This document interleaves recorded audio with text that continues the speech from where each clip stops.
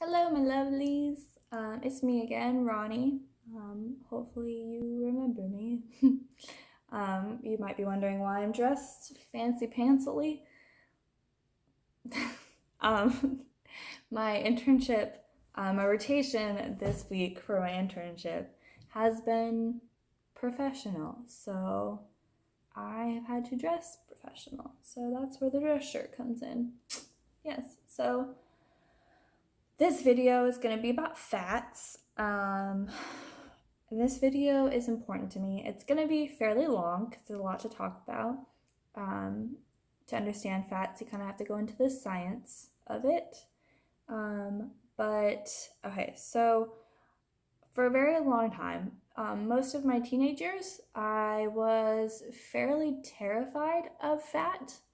I associated fat with being fat, and so I tried to eat as little fat as possible or work off any fat that I was eating in a very unhealthy way. I was a fairly not like obese, like 10 and 11-year-old, but I was overweight from several things that happened before that. But I like thought that fat was gonna make me fat, and when I was losing weight, I had an eating disorder, and when I was losing weight, a lot of people just associated that with me growing and me, growing into my body, I guess. When actually behind the scenes, and not a lot of people know about that, but behind the scenes, had an eating disorder that caused me to lose a whole bunch of weight at a time in my life where it is normal to lose some. So I would eat like Oreos, and then I'd do sit-ups or push-ups to burn it off because the Oreos had high fat, but I still wanted to eat them. And yeah, there's a whole like psychology of it, and I can do a whole video on eating disorders if you want me to, but that's a little bit about my background with fat. I learned that fat is good for your body through my education, which is good because as a future nutrition professional, I should have a good relationship with fat. And now I'm going to hopefully help you have a good relationship with fat. Yeah. So, there are several things when it comes to fat that I am going to want to talk about. I'm going to talk about what fat is on the very base level. I'm going to talk about the types of fat, and I'm going to talk about the categories of fat that you'll see on nutrition labels, and I'm going to talk about sources of fat, and I'm going to talk about recommendations, DRIs or daily recommended intakes for fat. Okay, let's go. So I'm sorry, I made flashcards because flashcards help me through school. And I'm not trying to make this like school, but it's important to understand baseline what a fat is before I tell you more. So, this lovely thing. I'm gonna let you look at it for a minute. Okay, so you see this word glycerol, and you see these words, they're all fatty acid.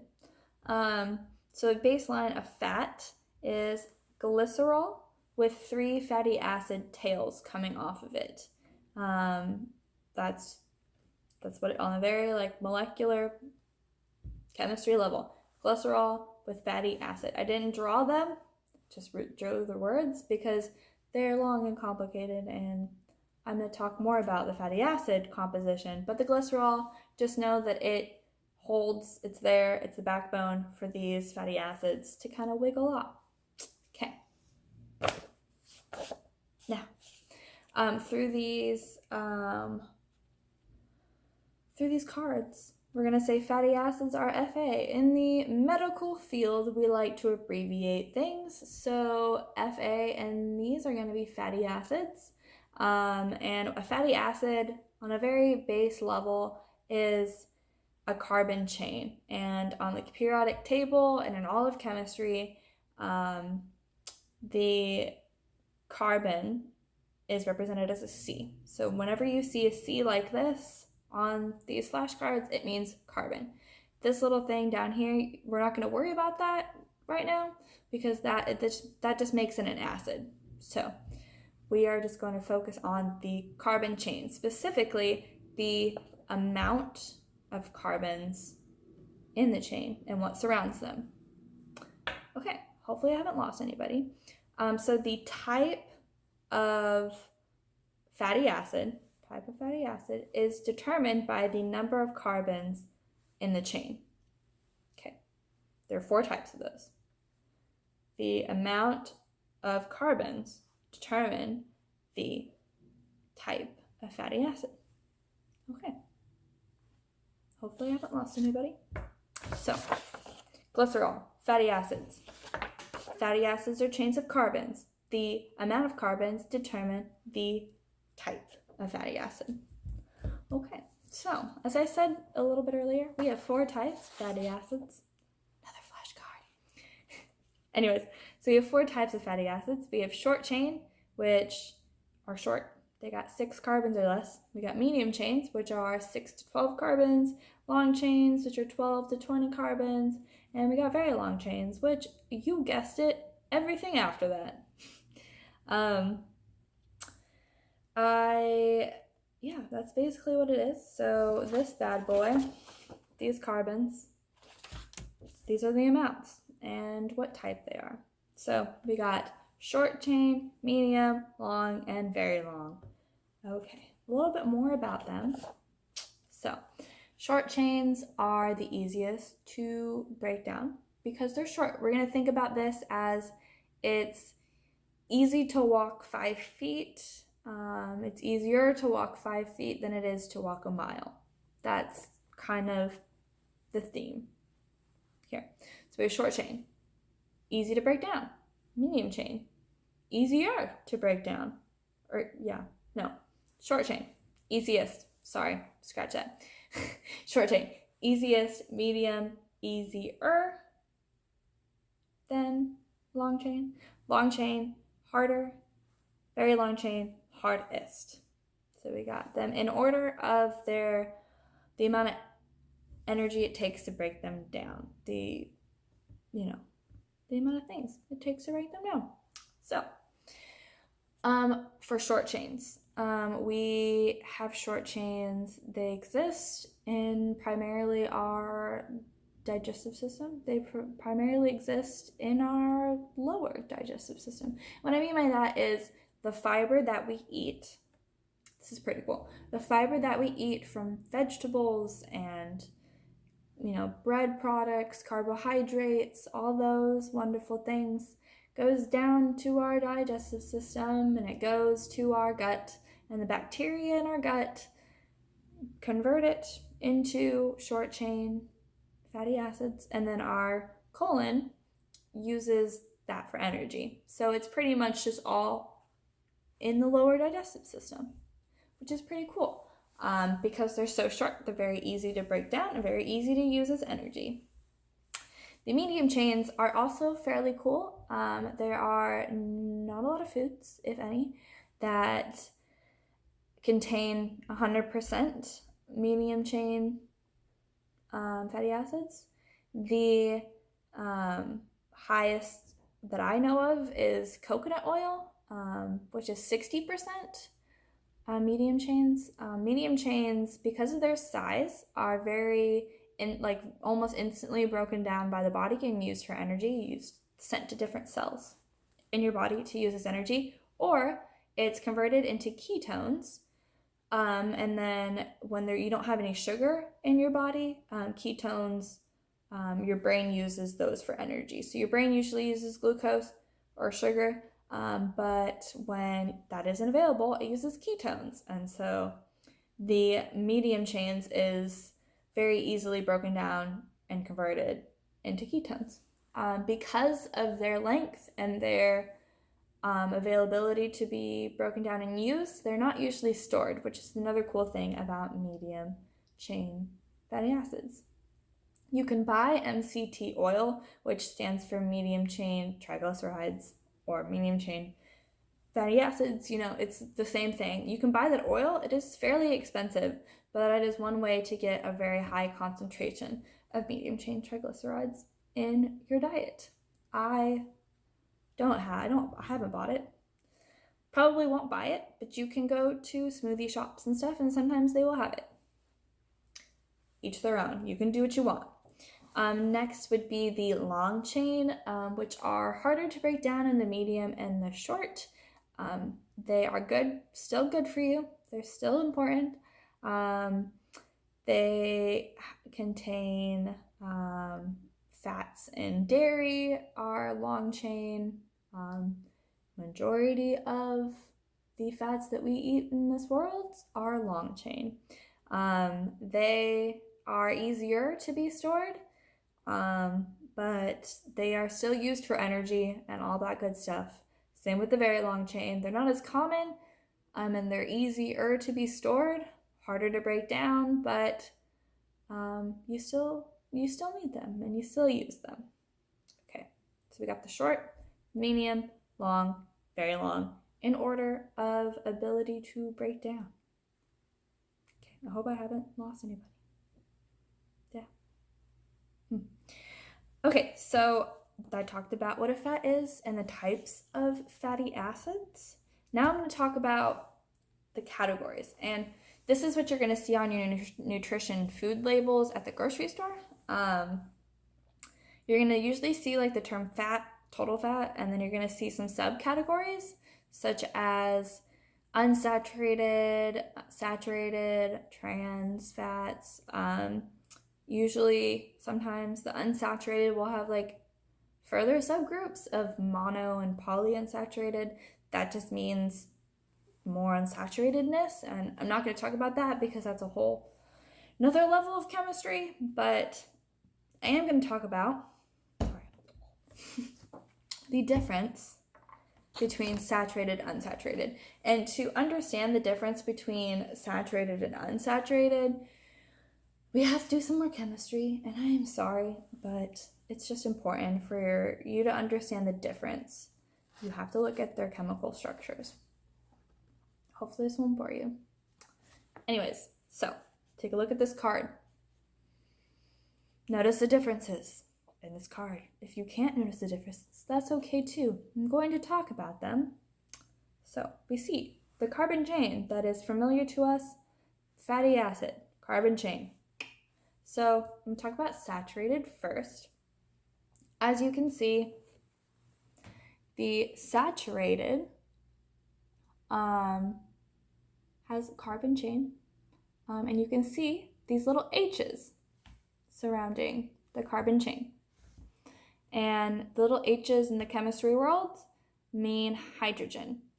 So you can see that all of these carbons have at least 2 hydrogens.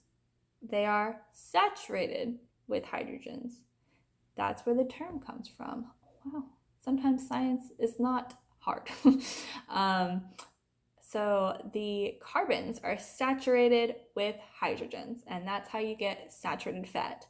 As you can see, these fats are linear. They're easy to stack. And when they stack like this, they are harder to break apart and more easily stored. That's why everybody in the medical field suggests that you don't eat a lot of these, because they stack up, harder to break down, they get stuck places, build up in your arteries and cause heart attacks and stuff like that, which is not good. So less of these bad boys.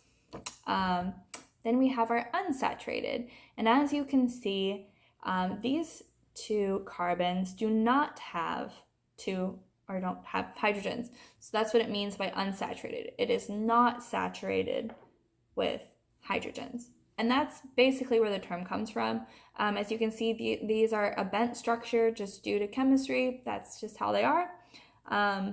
They are less likely to stack, more probably going to be used for energy. So that's the little lesson on saturated and unsaturated. I'll let you look at this card for a little bit longer while I talk about a different category of fat. Trans fats. So trans fats. I know that we've all heard of them.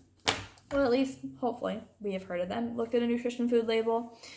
Trans fats are chemically altered fats, which sounds, in between. Not good, not bad. They're good for fast food cooking. They're good for preservation because they're less likely to break down in extreme conditions. And what I mean by extreme conditions is the grease in the fast food fryer is very hot, and it's less likely to break down under those temperatures, and that is why it's used, so that you can get longevity or use it for a long time. Trans fats, the recommended amount for trans fats is 0. You want to try, if at all possible, I know that sometimes it's not possible, to eat no trans fats. And so, yeah, you get to make that decision. You do you, boo. It's almost Halloween. Anyways, sorry. So more unsaturated, less saturated. Something you probably have heard about are omega-3s and omega-6 is they are unsaturated fatty acids. They help with the balance of inflammation in your body, which are good, and that's why fats are good. You need fats to balance things like that. And so please, if you get anything from this video, just know that you need fat. You need to eat fat. It's good for you, just not in excess like everything else in this world. Okay, so I'm gonna give you some good sources of fats. So you got your unsaturated, which are unsolid at room temperature. So unsaturated, unsolid at room temperature. That's an easy way to remember them. Your oils, your olive oil, your vegetable oil. You can look up the different benefits and side effects of these oils. I'm not going to go into that because it's too much for this video. I'm almost at 20 minutes already. So your olive oils, your canola oils, your vegetable oils, all those are unsaturated because they're liquid or unsolid at room temperature. Your saturated fats are going to be your butter, dairy fats. If you ever get steak and it has fat on the outside of it, that's saturated. They are solid at room temperature. Unsaturated, unsolid. Saturated, solid. It's a good way to remember that. So you want to, use olive oil when cooking instead of butter. You can use butter every once in a while, but try to use more olive oil and, your liquid oils while you're cooking instead of butter. Okay. And now I'm going to talk about recommendations, DRIs, daily recommended intakes for fat. If you remember my last video about proteins were very specific, very scientific measurements because your body doesn't store them.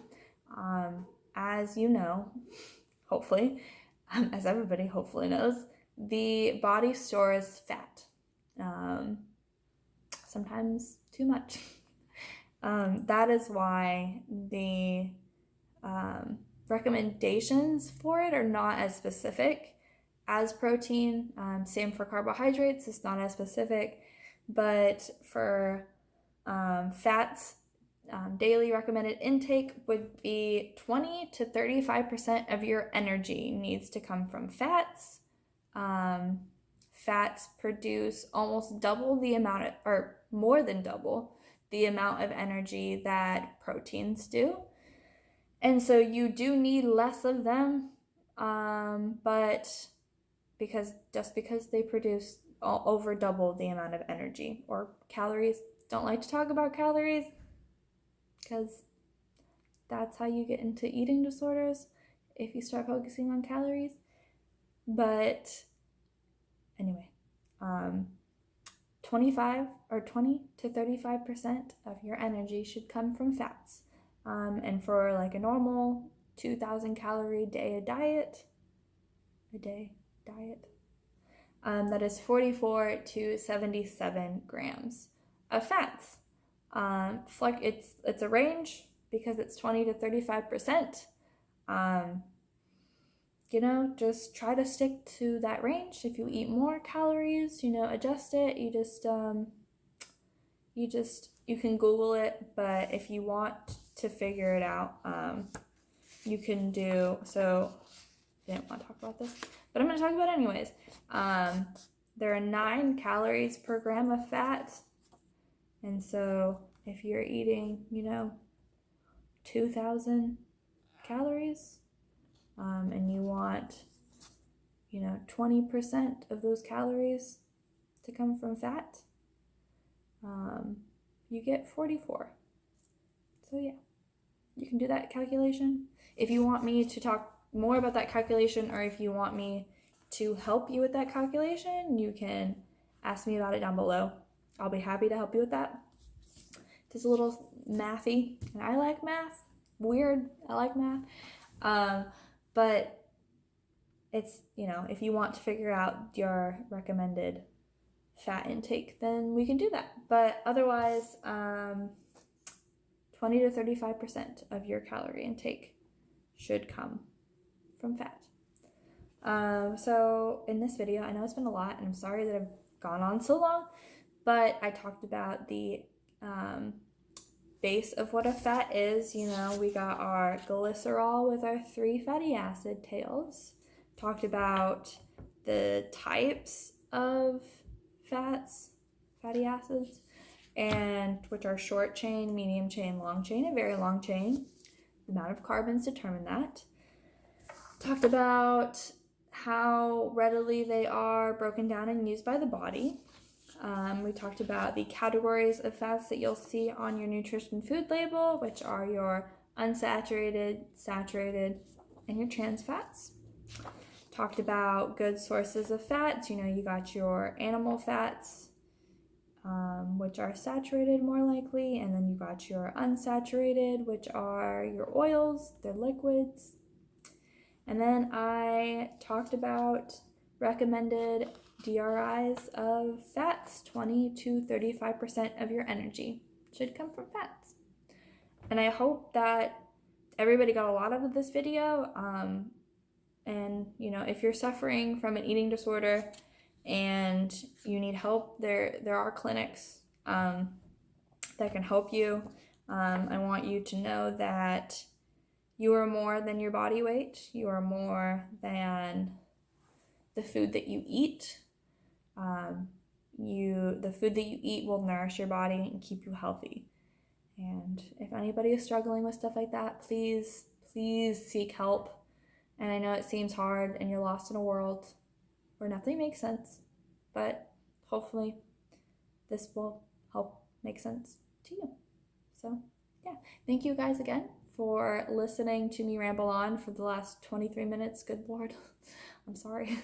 Anyways, if you want more questions answered that are not very, very, very specific to your medical conditions, drop them below. Otherwise, I will see you next week. I'm probably going to talk about carbohydrates, one of my favorites. So have a good day, y'all. Bye.